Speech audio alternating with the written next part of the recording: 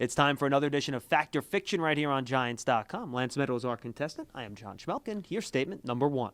Lance, the Giants have the best set of defensive ends in the NFC. Fact or fiction?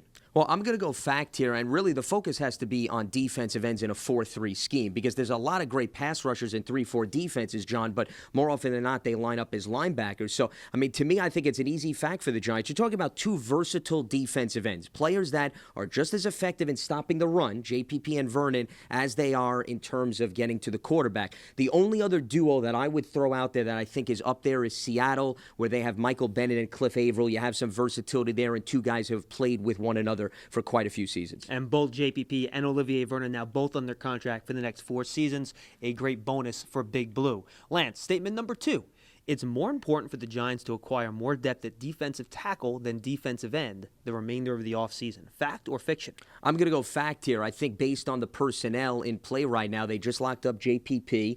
We mentioned Olivier Vernon. And then in terms of players behind them, remember, Romeo Okwara flashed a little bit last season when he filled in for JPP. You have Kerry Wynn. You have Oo Digizua. When you look at the defensive tackle position, Jay Bromley has experience on this roster. But beyond that, there's not nearly as much depth as defensive ends. So I think the focus should certainly be on defensive tackle. There you have it. We'll see what the Giants' next move is this offseason. For Lance Meadow, I'm John Schmelk. Thanks for joining us on Fact or Fiction.